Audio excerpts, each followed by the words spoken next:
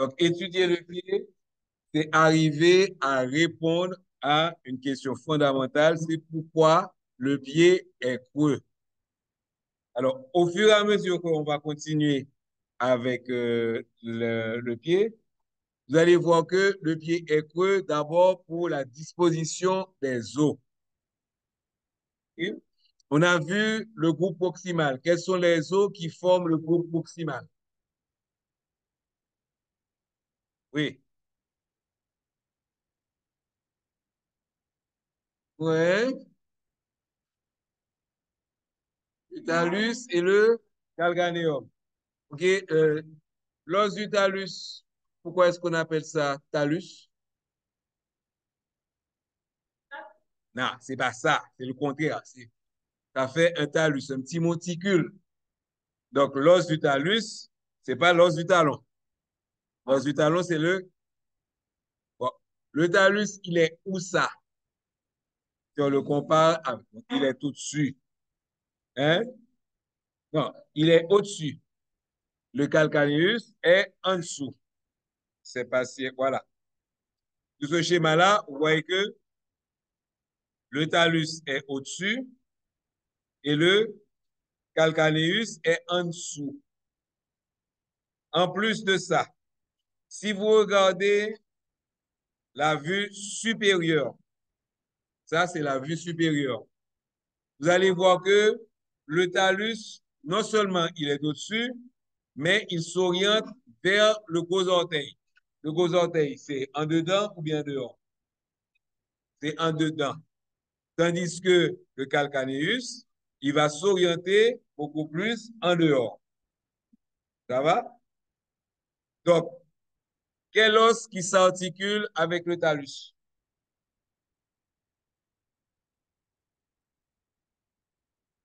En avant.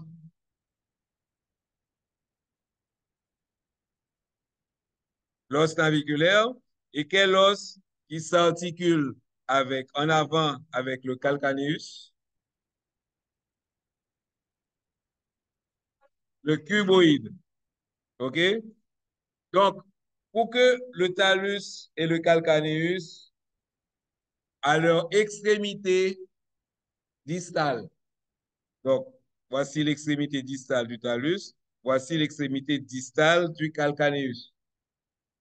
Pour qu'ils arrivent à former une ligne, le talus va un petit peu descendre, mais pas trop, et le calcaneus, il va un petit peu monter.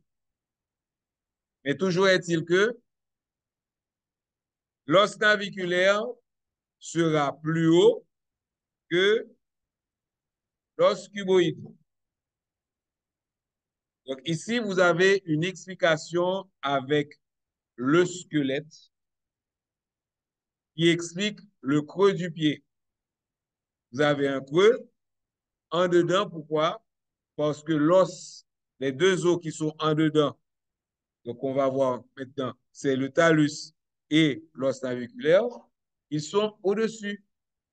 Tandis que le calcaneus et le cuboïde, ils sont en dessous. OK? Donc, est-ce qu'on a compris ça? OK? Qu'est-ce qu'on essaye de comprendre? Pourquoi on a un creux? OK? La première chose que l'on constate, au niveau de la première rangée, on a deux os. Comment ils sont, ces deux os?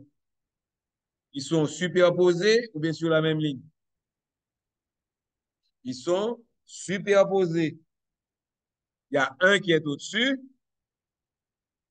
Hein, tu as vu, Aurore? Il y a un qui est au-dessus et un qui est en dessous. OK? Donc, ces deux os sont articulés en avant avec deux os. Le talus est articulé avec l'os naviculaire et le calcaneus est articulé avec le cuboïde. OK? Donc, première chose, regardez le talus. Le calcaneus, est-ce que vous ne voyez pas qu'il monte un petit peu? Donc, ceci va expliquer l'arche plantaire latérale. On n'a pas, malheureusement, ça c'est une vue latérale, on n'a pas une vue médiale, mais là, on voit bien que l'os naviculaire, il est en haut. Donc, l'os naviculaire, lorsque vous êtes debout sur le pied, l'os naviculaire ne va pas toucher le sol. Donc, la première raison qui fait que le pied est creux, c'est parce que le talus et l'os naviculaire se trouvent au-dessus, tandis que le calcaneus et le cuboïde se trouvent en dessous. Ça va? Donc, ça, c'est une raison osseuse. On va voir aussi qu'il y a des ligaments qui vont aider à tenir ces os-là en place. Ce sont donc des raisons ligamentaires. Et plus tard, on verra qu'il y a des muscles par l'intermédiaire de leurs tendons qui vont tirer sur les os pour justement conserver ces arches plantaires. On a combien d'arches plantaires? Trois, c'est bien. Qu'est-ce qu'il a dit droit? Donc, c'est bien à quelqu'un qui étudie. Quelles sont ces trois arches plantaires? Deux longitudinales, une qui est médiale et une qui est latérale, OK, avec une qui est transversale. Ça va? T'as compris? Sûr? OK. Donc, on va continuer maintenant avec, on avait vu, je vous avais envoyé la vidéo pour arranger la rangée proximale avec l'os intermédiaire qui est l'os naviculaire, mais on voit le groupe distal. Alors, quels sont les os qui vont former le groupe distal?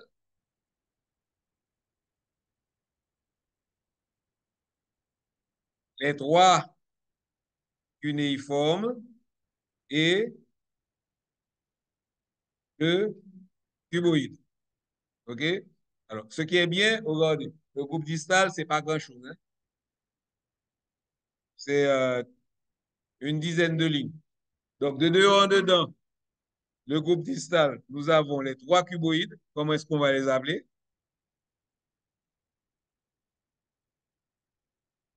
Hmm? Les trois cunéiformes, pardon. Trois cunéiformes. Latéral, intermédiaire, immédial et le cuboïde. Bon, dès qu'on met oïde, ça veut dire quoi?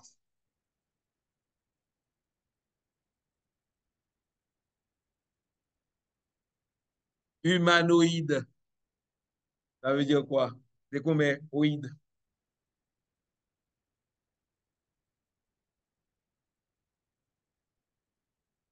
Ça veut dire qu'il y a grossièrement la forme de. Donc, un humanoïde, grossièrement, il ressemble à un être humain. Un cuboïde, ça a grossièrement la forme d'un cube. Oui, ça, c'est l'exception qui confirme la forme. OK? Bien qu'on pourrait chercher sur Internet ce que ces amoïdes veut dire si vous cherchez étymologie. OK? Donc, nous avons le cuboïde du grec en forme de cube qui s'articule en arrière avec le calcaneus et en dedans avec le cunéiforme latéral. OK? Donc, vous avez votre cuboïde ici qui s'articule en arrière avec le calcanéum et en dedans avec le cunéiforme latéral. Le tendon du long fléchisseur, le tendon du muscle long fibulaire passe dans une gouttière profonde orientée d'arrière en avant et de dehors en dedans à la partie antérieure de la face plantaire du cuboïde. Bon, cette information, on va la voir de façon plus détaillée quand on va voir le muscle. OK, donc vous prenez l'information, mais vous allez comprendre ça mieux plus tard. Ensuite, vous avez les trois os cunéiformes, OK, du latin qui veut dire en la forme de coin. Alors, c'est superbe. Le cuboïde, c'est tiré du grec. Et le latin, c'est pour les cunéiformes. Et en médecine, vous avez, suivant qu'on ait pris la racine grecque ou latine, vous pouvez avoir deux mots différents qui veulent dire la même chose. OK? Par exemple, les reins en, en grec, c'est quoi? Les fosses. Et reins en latin, c'est adrénaline. Donc, adrénaline et épinéphrine, c'est le même mot, c'est le même produit. OK? Ça va? Vous avez commencé à étudier les racines des mots en médecine? Vous attendez quoi? Vous n'êtes pas à l'école, vous êtes à l'université. Quelle différence? À l'université, on vous indique où aller étudier. À l'école, le professeur doit tout vous dire. OK? Mais attends que le professeur te dise tout à l'université. Non seulement il ne va pas tout te dire, il te dit c'est tel chapitre, il ne va pas en parler, mais il a le droit de poser des questions. OK? À l'examen. Donc, les trois os cunéiformes, le latéral, l'intermédiaire et le médial s'articulent en arrière avec l'os naviculaire et en avant avec les bases des trois métatarsiens médiaux. De plus, ils s'articulent entre eux. Donc, il n'y a pas grand-chose à dire pour ces os. Ensuite, nous avons les métatarsiens. Comme on a 5 orteils, on a 5 métatarsiens. On va les numéroter de 1 à 5 et on va compter à partir du bord médial au bord latéral de l'avant-pied. OK? Le premier métatarsien correspond à la luxe, qu'on appelle le gros orteil. Il est le plus court, mais il est aussi le plus épais. Et le deuxième est le plus long. OK? Est-ce que les personnes qui ont des pieds grecs, c'est la même chose? Donc ça, vous devez aller faire des recherches et différentes formes de pieds. Si l'hallux est de la même longueur que le deuxième orteil, comment est-ce qu'on appelle ce pied? Quand le deuxième orteil, ouais, c'est bien, on commence à ça. OK, quand le deuxième orteil est plus long, c'est quoi? Et quand le deuxième orteil est plus court, comment est-ce qu'on appelle ce pied? D'abord, est-ce que ça existe? Ça existe des personnes qui ont le deuxième orteil plus court?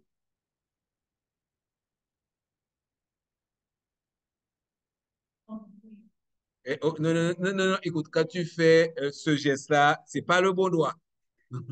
OK, tu me fais, voilà ce que tu me faisais. OK. Donc, chaque métatarsien a une tête et à son extrémité distale, une diaphyse allongée à sa partie moyenne et une base proximale.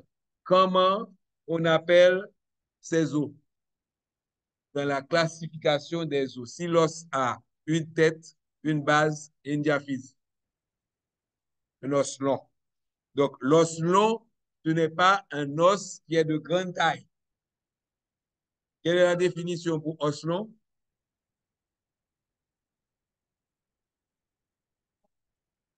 C'est un os dont parmi les trois dimensions, il y a une qui est beaucoup plus grande que les autres. OK? Ça va? Et les os du torse, c'est quoi comme os? Oui,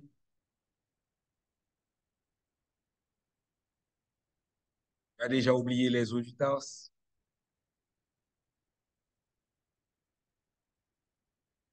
Non, ce sont des os courts. Quelle est la définition des os courts?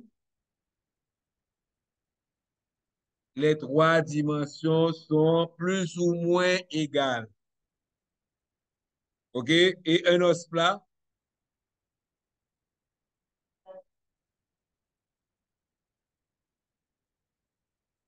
la gestuelle n'est pas adaptée. C'est pas, c'est, les os plats, ils ont une petite épaisseur.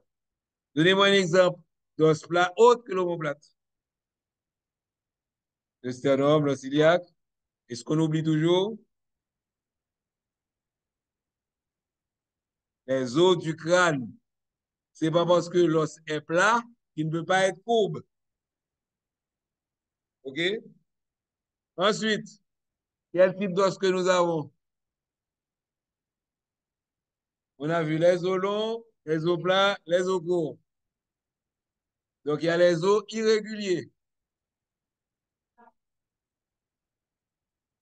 Oui.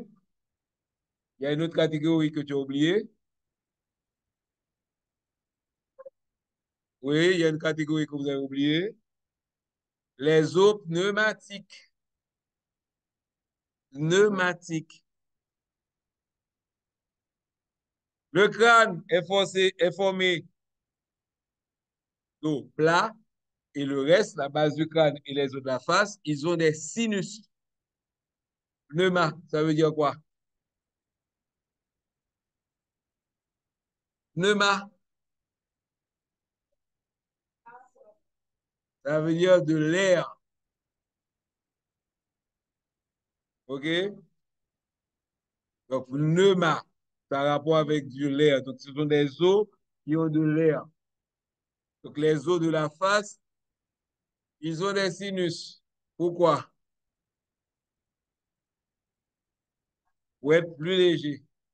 Qu'est-ce qu'il m'a dit pour aider? Passer l'air? Cette personne a de l'air dans la tête qui passe, qui la traverse. Des courants d'air. Hein? Alors, j'ouvre une petite digression. Si vous voulez vous tuer ou bien tuer quelqu'un, vous donnez une balle à la tête.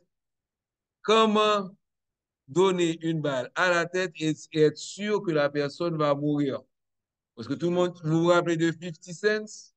C'est pas de votre génération? Hein? Il a toujours un sourire en coin, c'est normal, il lui a tiré une balle dans la tête. Il n'est pas mort. Pourquoi? Voilà. Quand vous tirez une balle dans la tête de quelqu'un, la balle doit entrer au-dessus de l'orifice des oreilles. Donc, si vous mettez votre revolver là et que vous tirez une balle dans la tête, vous n'allez pas mourir. Vous allez perdre les odeurs parce que ça va bousiller votre nerf olfactif, mais vous n'allez pas mourir. Donc, heureusement pour 50 Cent, celui qui a tiré une balle n'avait pas de bonnes connaissances en anatomie. J'ai connu une dame qui a survécu, on a tiré une balle au cœur. Alors là où la personne croyait qu'il avait le cœur. Pour être sûr de prendre le cœur, il a appuyé le revolver et il a tiré. La dame a eu 3 jours d'hospitalisation. Elle est partie chez elle. La balle est passée entre le cœur et l'estomac. Et quand elle est ressortie, elle n'a même pas cassé une côte.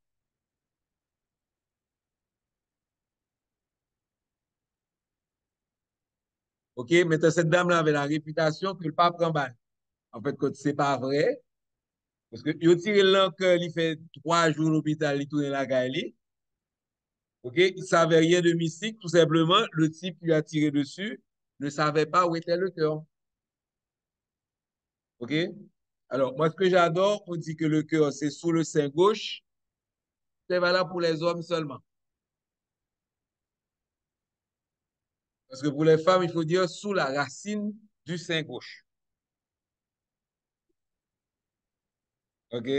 Ne dis pas que tu vas aller lui palper les seins. C'est ça que tu veux faire?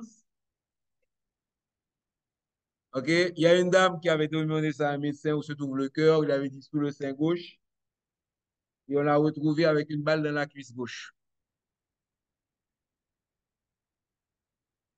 Ouais, le second degré avec vous, ça marche. Je dois expliquer la blague en plus. Si elle a tiré sous le sein gauche et on l'a trouvé avec une balle à la cuisse gauche, ça veut dire quoi? Que son sein gauche arrivait jusqu'à la cuisse. Ouf, mon Dieu.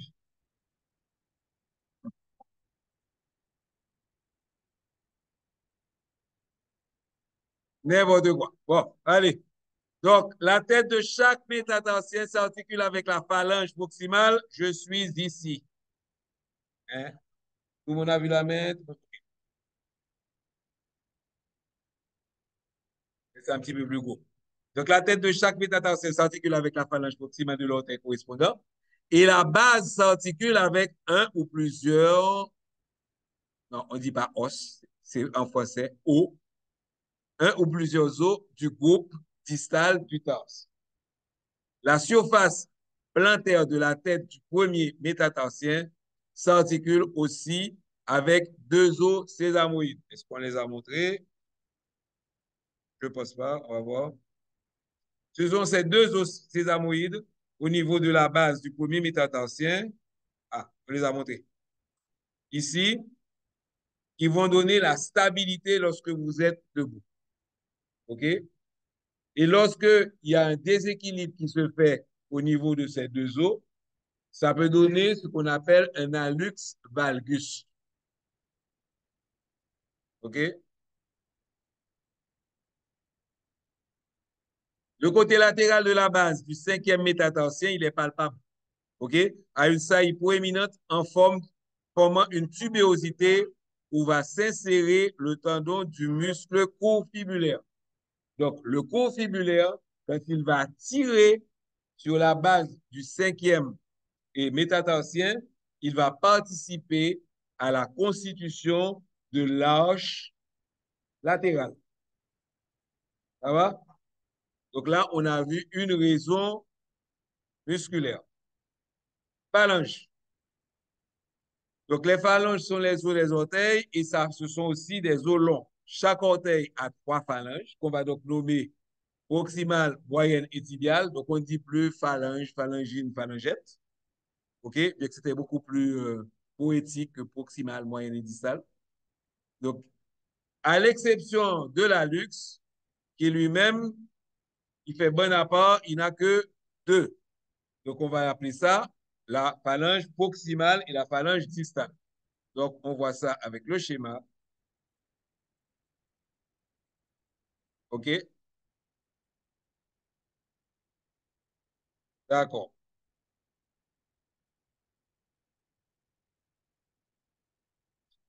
Chaque phalange a donc une base, une diaphyse et une tête distale. C'est un os long. La base de chaque phalange proximale s'articule avec la tête du métatarsien correspondant. La tête de la dernière phalange est non articulaire. Pourquoi? Pourquoi est-ce que la tête de la dernière phalange est non articulaire? C'est tellement facile que vous n'avez pas trouvé. Hein? Euh, la raison est très simple parce que c'est la dernière phalange. Donc, il n'y a pas d'os après cette phalange. OK? Donc, c'est tout à fait normal qu'elle soit non articulaire. Donc, d'ailleurs, je ne vois même pas pourquoi est-ce qu'on a mis ça dans le livre. C'est tellement évident. Apparemment, ce n'est pas tellement évident puisque vous n'avez pas pu répondre. Vous avez répondu assez fort pour que j'entende? OK. Je vais écouter la vidéo après. N'oublie pas que c'est enregistré, ça. Ordinateur, tu as pris ça? Je n'ai pas encore installé l'AI sur l'ordinateur. La tête de la dernière phalange distale et non articulaire, elle est aplatie. Ça vous permet d'avoir une bonne adhérence lorsque vous avez le pied sur le sol. Et elle forme une tubérosité en forme de croissant sous le panicule terminal de l'extrémité de chaque orteil. Vous avez un petit pad cutané qu'on appelle le panicule. OK? Et plus vous êtes habitué à marcher pieds nus, plus ce panicule-là sera épais et solide. OK? Il y a des personnes qui ne peuvent pas marcher pieds nus sur des pierres. OK? Quels sont ceux ou celles d'entre vous qui ne peuvent pas marcher pieds nus sur des pierres? Voilà. Ce sont des personnes qui, dès leur enfance, on les a forcés malheureusement à mettre des souliers. OK? Donc, je suppose que quand vous êtes à la plage, ça doit être difficile d'arriver là où il y a la mer si vous n'avez pas de tennis. C'est bien ça? OK. Alors, ce qui est bien, c'est que pour la longueur, pour chaque orteil, la longueur totale des phalanges est beaucoup plus courte que la longueur du métatarsien correspondant. OK? Donc, on a fini avec les os. Maintenant, on va voir comment ils vont s'unir entre eux. Et c'est ce qu'on appelle les articulations. Premier type d'articulation qu'on va voir, c'est l'articulation tibio-tarsienne. Donc, si on l'appelle tibio-tarsienne, ce sera entre quoi et quoi? Et elle va permettre quel type de mouvement? Seulement la flexion dorsale et la flexion plantaire. OK? La cheville, en fait, compte, c'est un complexe articulaire. OK? Vous avez des articulations de grande amplitude, comme la tibio-tarsienne, et d'autres articulations de faible amplitude. Pourquoi tu as des lunettes de soleil? Oui, toi-même.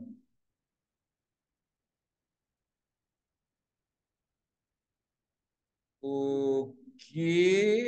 Donc, tu avais des verres correcteurs et tu les as remplacés par des lunettes de soleil. Hein? Oui, mais tu les as remplacés par des lunettes de soleil. Si c'est pas remplacé, qu'est-ce qu'elles font sur ton nez? Ça te protège de quoi? Ouais, je me suis sûr que vous avez songé. Vous avez songé quand même, parce que je crois que à chaque coup, je t'embête. C'est bien ça? Non, j'ai raté la semaine dernière. Oui, mais je sais qu'il n'y a pas de problème. L'évaluation se fait à l'oral. Il n'y a jamais de problème. Donc, la cheville est une articulation. La cheville est une articulation de type synovial. La cheville proprement dite. Ça veut dire quoi de type synovial? Donc, c'est fatalement mobile et donc on va trouver une capsule articulaire qui sera doublée en dedans, à l'intérieur interne par quoi? Vous avez dit oui. Voilà. Et en dehors, il sera doublé par quoi? Les ligaments. OK? Donc, la cheville, et il faut regarder quel schéma pour comprendre ça. 6,97. Donc, la cheville permet principalement, comme une charnière, des mouvements de flexion dorsale et de flexion plantaire du pied sur la jambe. OK? L'extrémité distale de la fibula est fermement unie à l'extrémité distale du tibia par de solides ligaments. Heureusement, sinon, on n'aurait pas de stabilité. Le tibia et la fibula forment ensemble une cavité qu'on appelle la mortaise, ou encore, dans d'autres littératures, on va parler de la pince malléolaire. OK? Donc, la mortaise tibio-fibulaire qui s'articule avec le tenotalien.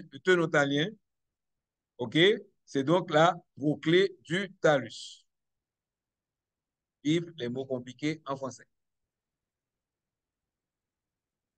Donc, cette mortaise, elle a un toit, elle a un côté médial et un côté latéral. Le toit de la mortaise est formé par la face inférieure de l'extrémité distale du tibia, le côté médial de la mortaise par la malléole médiale du tibia, et le côté latéral de la mortaise est formé par la malléole latérale de la fibula. Automatiquement, on s'arrête là pour essayer de retrouver toutes ces informations dans le schéma. Voilà. Donc, on va voir l'articulation entre le talus et le tibia. Donc, comment est-ce qu'on appelle cette articulation?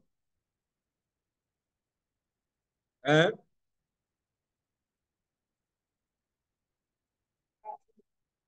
C'est bien, on a déjà oublié. tibio-tarsienne. Tibio-tarsienne. OK? C'est pas tibio-talaire. OK? Donc, tibio-tarsienne. Pourquoi est-ce qu'on ne va pas l'appeler tibio-talienne? Parce que la tibio-talienne est une partie de l'articulation tibio-tarsienne. Vous avez la fibula qui est à côté, qui participe à cette articulation. C'est pour ça qu'on préfère dire tibio-tarsienne. Ça va? Et l'espace compris entre la fibula ici et la malléole médiale, comment est-ce qu'on va appeler cet espace-là? La mortaise. OK? Et ainsi, cette mortaise-là va avoir trois parties. La partie toute supérieure, qu'on va l'appeler comment? Le toit. Le toit, c'est l'articulation entre le talus et le pilon tibial. Ensuite, vous avez en dedans une articulation entre le talus et la malléole médiale, tandis qu'en dehors, vous allez avoir une articulation entre le talus et la malléole latérale. OK? Est-ce que les deux malléoles se retrouvent au même niveau? OK? Qui est-ce qui descend plus bas? OK. Et comment est-ce qu'on appelle les malléoles en créole? Hein? Non.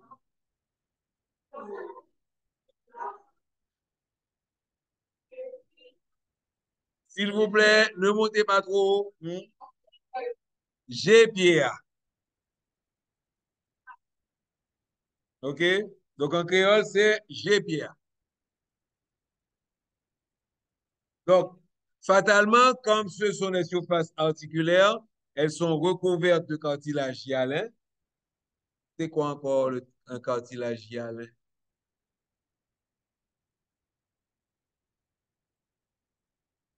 C'est un cartilage qui est assez souple, pas aussi souple que le cartilage du nez ou des lobes des oreilles, mais suffisamment dur pour supporter le poids du corps et supporter les frictions. Ça va? Tu écoutes quoi là sur les gens? Sous contrôle, c'est ça? Le jeune homme veut savoir si tu es vraiment à la faculté? Hein? Tu appelles un étudiant pendant mon cours. Tu oses me faire ça à moi en sachant que l'examen est oral. Laisse-moi bien visualiser ton visage. Le pire, c'est que tu me vois au sérieux. Bon, alors, la partie articulaire du talus a la forme de demi-cylindre. Est-ce qu'il y a un schéma qui montre ça? Hein? C'est ce schéma-là. Donc, la partie articulaire du talus, ça, a la forme d'un demi-cylindre. Nous là?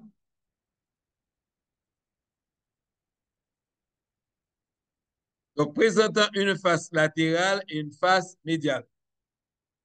Donc, la face latérale sera en rapport avec quoi?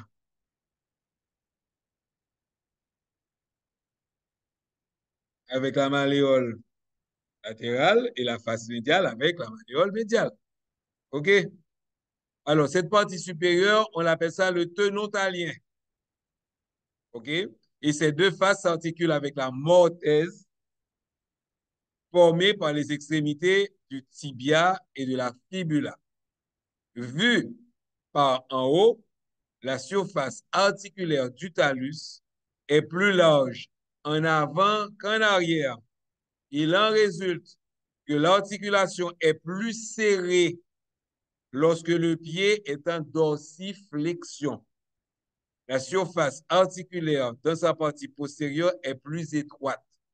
En flexion plantaire, la partie la plus étroite du talus est dans la mortaise permettant quelques mobilités latérales au niveau de la cheville.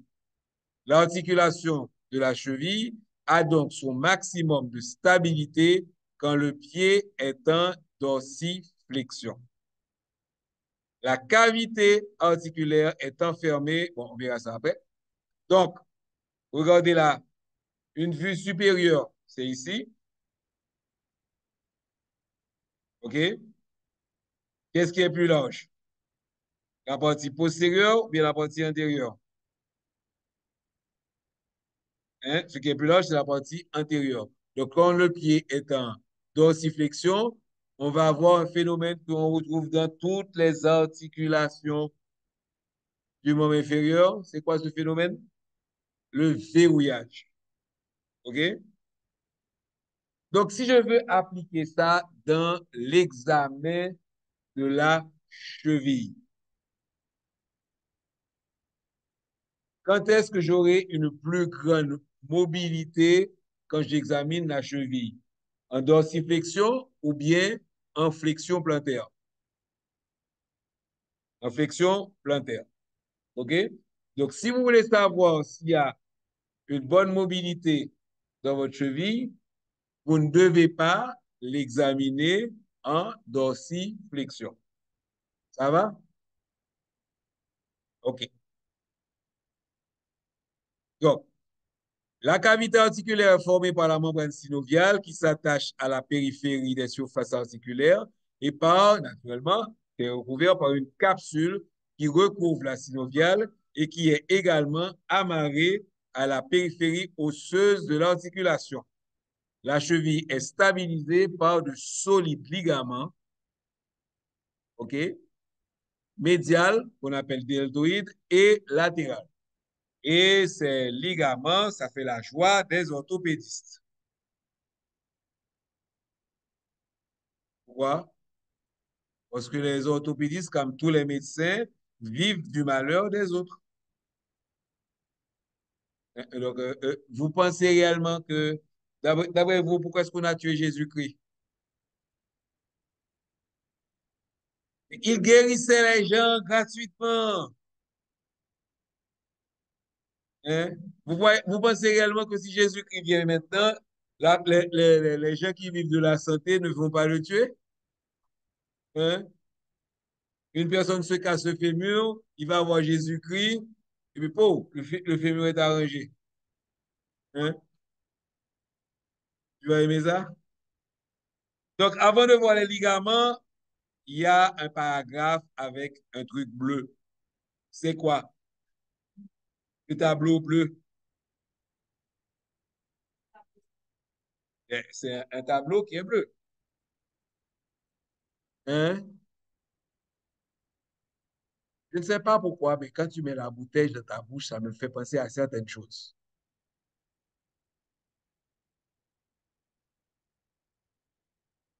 Alors, pour ceux qui ont passé un tas de choses, je pensais aux personnes qui sont dans le désert et qui n'ont pas à boire.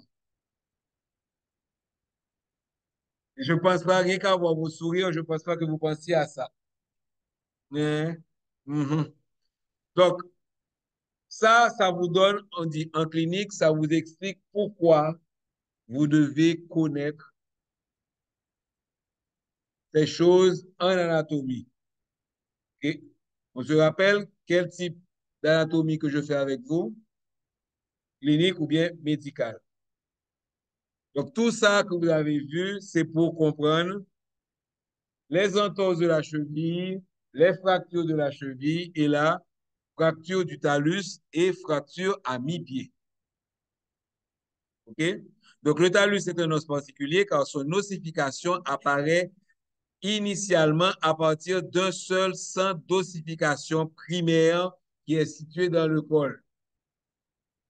Ce que vous allez faire pour moi, vous allez chercher sur le net les radiographies des enfants. OK? Et lundi prochain, vous allez me dire qu'est-ce qu'il y a de bizarre dans les radiographies des enfants. Hein? Par rapport aux radiographies des adultes. OK? Alors, plus précisément, des adultes humains.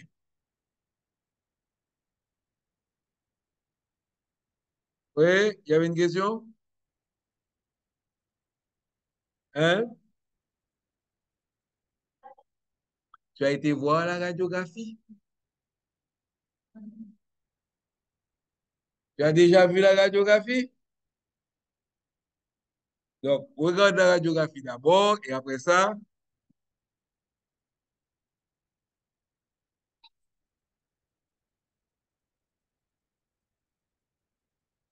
c'est bien. Alors, oui, oui, je fais un cours, rappelle-moi à 10 heures.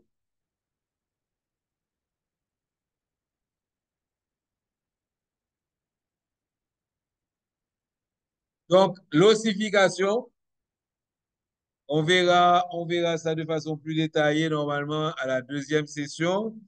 S'il n'y a pas trop de problème et que j'arrive à faire le membre supérieur et le membre inférieur, la deuxième session sera beaucoup plus dédiée à la physiologie des os et des cartilages. OK?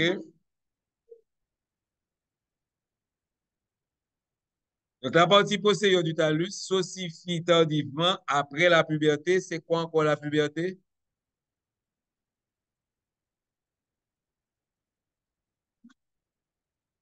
En créole, puberté, c'est quoi? Bien pour elle, mes amis. L'ont formé. Merci. Donc, d'après ta définition, la moitié des filles ici présentes ne sont pas pubères.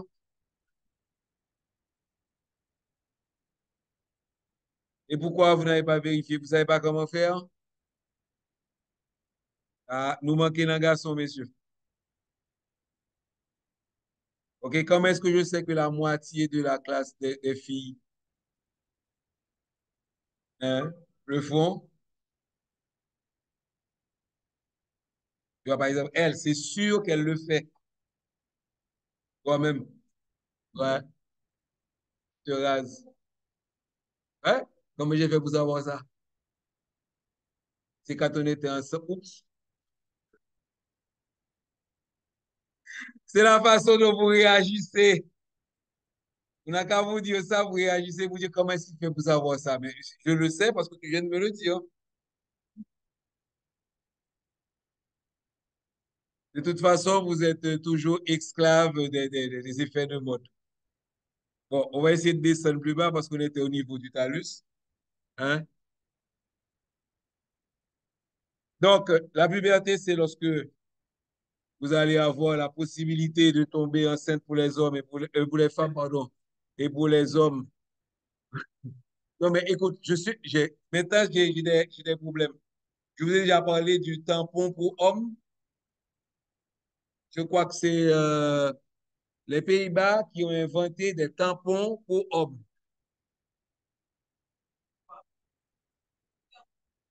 Parce que dans les Pays-Bas, il y a des hommes qui ont leurs règles.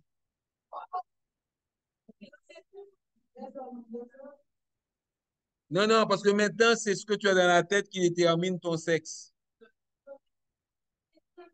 Donc, ce sont des hommes qui ont un vagin. Oui. Bon, pour moi, jusqu'à présent, pour moi, dès que tu as un vagin, tu es une femme. Et dans certains pays, non.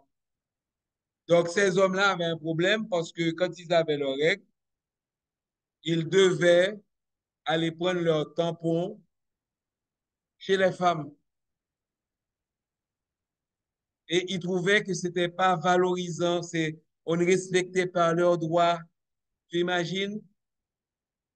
La personne est un homme et quand il a ses règles, il doit aller prendre des tampons chez les femmes. Donc, il y a une compagnie qui a simplement utilisé le même tampon et qu'il met pour homme. Tampon pour homme.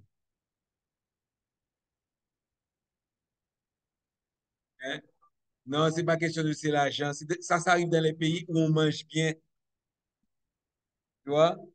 C'est dans les pays où tu as tout ce qu'il faut, c'est à ce moment-là que tu doutes que ce que tu vois entre tes jambes soit réellement pour toi. OK, le cartilage articulaire recouvre environ 60% de la surface du talus et il n'y a aucune insertion directe de muscle ou de tendon sur le talus.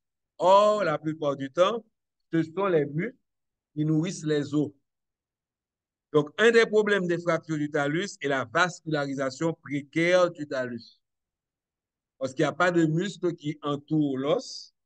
Quand il y a un muscle qui entoure l'os, il y a des vaisseaux qui vont sortir du muscle et aller irriguer l'os. Par exemple, un os qui est très irrigué et quand vous le cassez, vous pouvez faire un choc hémorragique, c'est justement l'os iliaque. Parce qu'il y a un tas de muscles qui entourent ça. Donc, on peut avoir une nécrose du talus. Donc, l'irrigation sanguine du talus se fait par une branche de l'artère tibiale postérieure au niveau du canal tarsien. Ces artères vascularisent surtout le col et le corps du talus. Les branches de l'artère dorsale pénètrent dans la partie supérieure du col et assurent sa vascularisation. Assurent la vascularisation de la partie dorsale du col et de la tête. Les branches de l'artère fibulaire vascularisent une petite partie du talus latéral. Donc, les fractures du col du talus interrompent souvent la vascularisation du talus, créant un risque d'ostéonécrose qui peut être à l'origine d'une arthrose et pourra nécessiter un acte chirurgical. OK? Donc, si c'était Abrèche Frère qui parlait, il vous aurait dit que comme l'os, OK, du talus est mal vascularisé, quand vous cassez ça, vous pouvez... C'est quoi ce truc-là? Quand vous cassez l'os, il y a une partie de l'os qui peut mourir. Ce qu'on appelle l'ostéonécrose.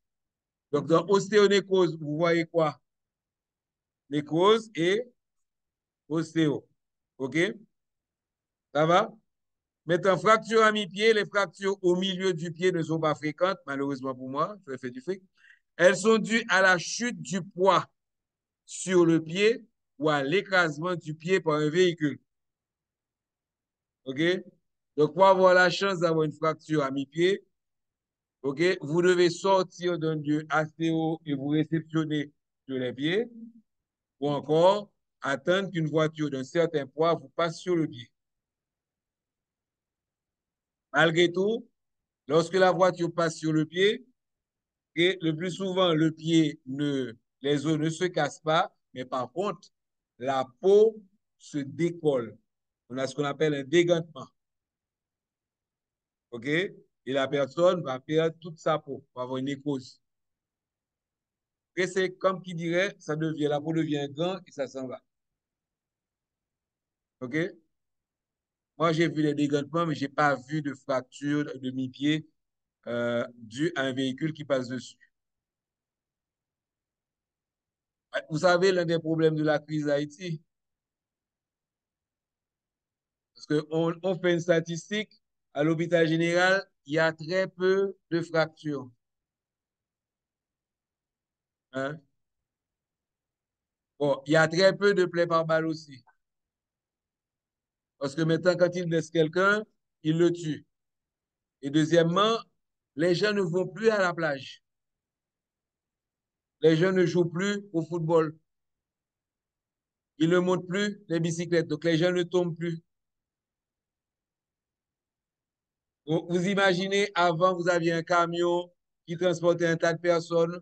La route était très bonne. Le camion allait très vite. Le chauffeur, il buvait. Il faisait un accident. Et on avait du coup 50 personnes qui venaient à l'hôpital général. Il n'y a plus ça.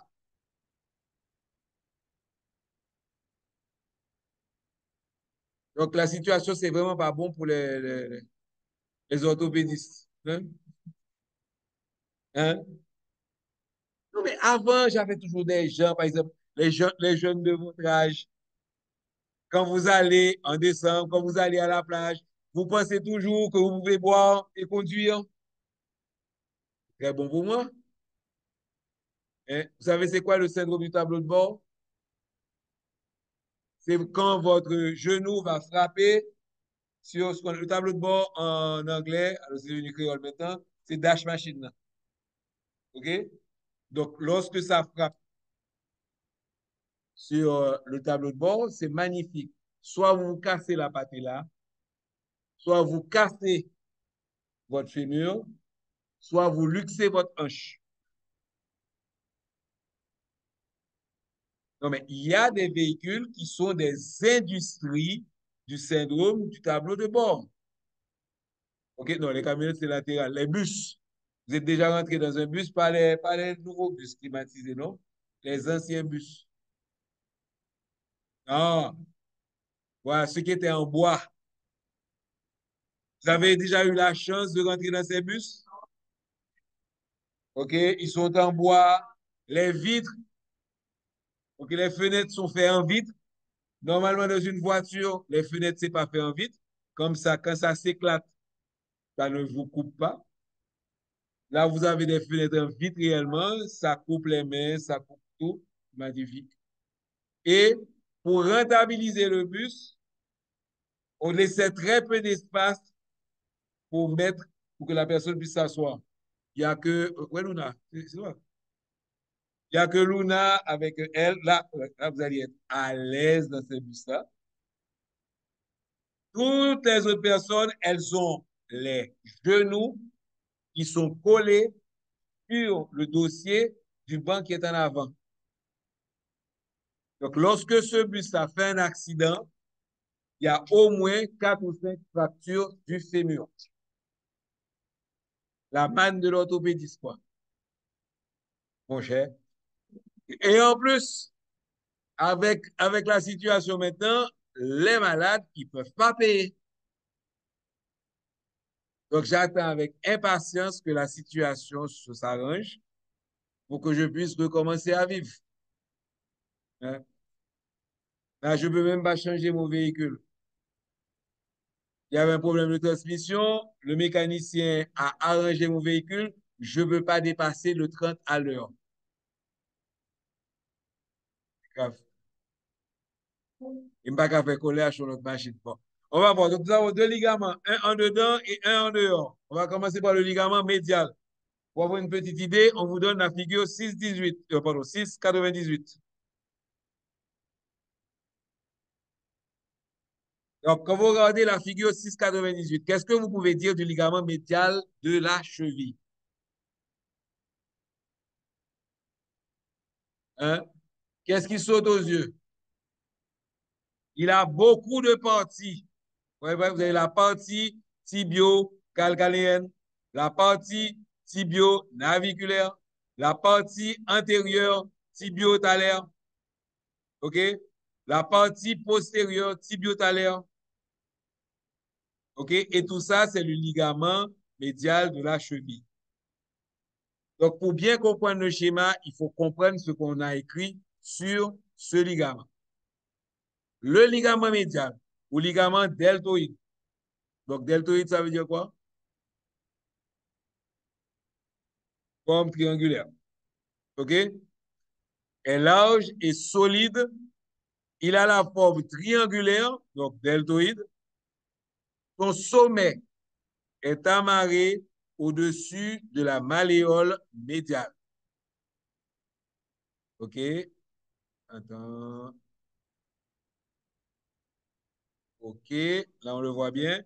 Donc, le sommet, est-ce qu'on voit la pointe de la malléole? Est-ce qu'on voit l'extrémité distale de la malléole? On ne voit pas l'extrémité distale de la malléole. C'est pour ça qu'on dit qu'il est amarré au-dessus de la malléole médiale. Vous voyez la pointe de la malléole? OK. Et sa base est insérée sur une ligne qui s'étend de la tubérosité de l'os naviculaire, OK, en avant au tubercule médial du talus en arrière. Donc, tout le monde a vu le tubercule médial en arrière, OK, et en avant la tubérosité de l'os naviculaire, OK. Donc, le sommet est au niveau de la malléole médiale, tandis que la base, ça va de la tubérosité de l'os naviculaire jusqu'au tubercule talaire médial. Et maintenant, la partie du ligament qui s'attache en avant au tubercule de l'os naviculaire et en arrière au bord du ligament calcanéo-naviculaire. Bon, pour qu'on ne s'endorme pas, jeune homme, va me chercher ça. La partie du ligament qui s'attache en avant au tubercule de l'os naviculaire. Montre-moi ça là.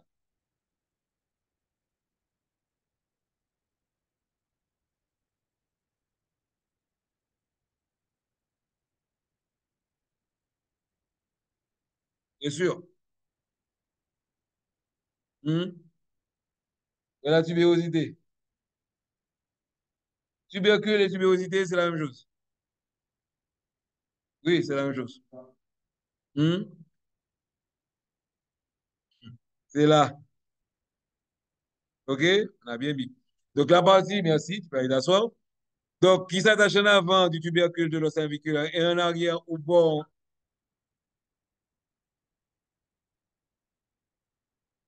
Alors, oui, 10h30. Yemoun? OK. C'est ce genre de nouvelles que j'adore. Il y a un malade qui m'attend. OK? Donc, cette partie solidarisant os naviculaire et sustentaculum tali est appelée partie tibio-naviculaire. Donc, vous avez toutes les parties ici qui sont expliquées. Vous avez la partie tibio-calcanéenne. Heureusement pour vous, chaque partie a le nom des os où ce ligament est attaché. Donc, pour l'examen, j'efface la légende et je vous dis de me donner la partie tibio-calcanéenne. Et vous devez me montrer la partie tibio-calcanéenne. OK? Et le deuxième ligament qu'on va avoir maintenant, c'est de l'autre côté, c'est le ligament latéral, ligament collatéral fibulaire.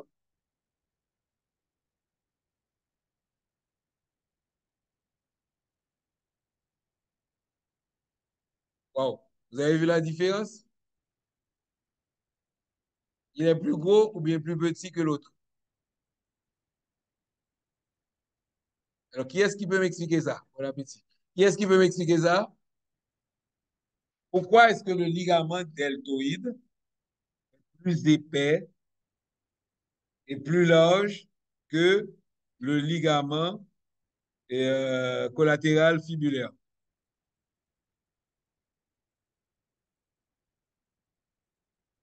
Ouais. Là, c'est le ligament collatéral fibulaire. OK? Vous voyez? Il a simplement le ligament talofibulaire, le ligament calcanéofibulaire et le ligament talofibulaire postérieur. Tandis que quand on regarde l'autre,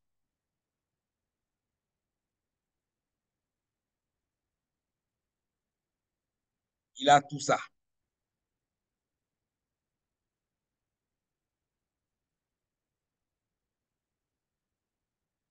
Qui est-ce qui a déjà eu cette expérience ineffable de se tordre la cheville?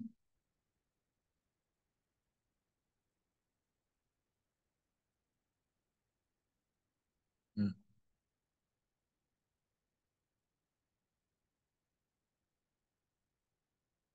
Alors, qui est-ce qui peut m'expliquer pourquoi d'un côté, il y a un tas de ligaments et de l'autre côté, il y en a très peu? Parce que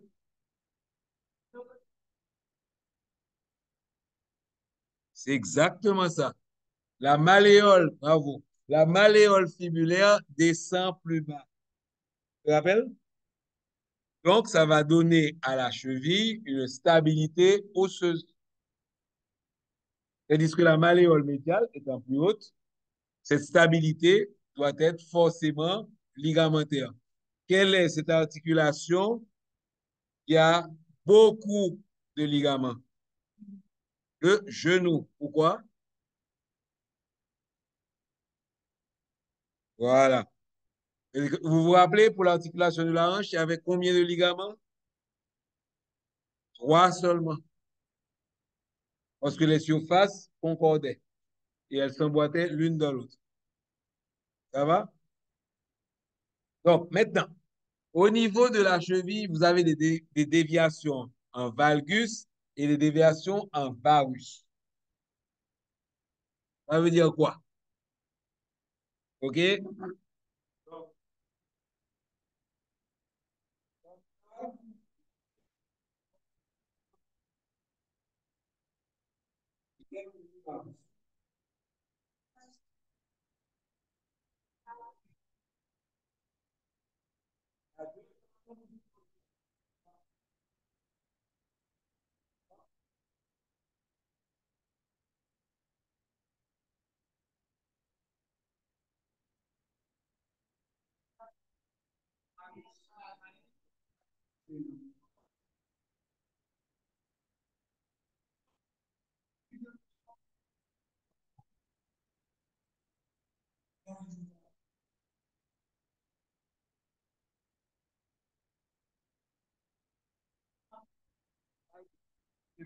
En dehors, oui, valgus.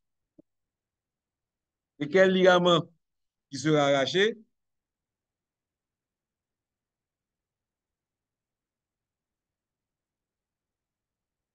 Qui médial là. Tandis que de l'autre côté, c'est le latéral. Ça va? Je crois que je finirai par faire de vous presque des orthopédistes. OK? Donc, les autres articulations, je vous laisse voir ça tout seul parce qu'il n'y a pas grand-chose. Vous devez simplement arriver à les reconnaître sur les schémas et les nommer. Ça va? Donc, on s'arrête là aujourd'hui. De toute façon, si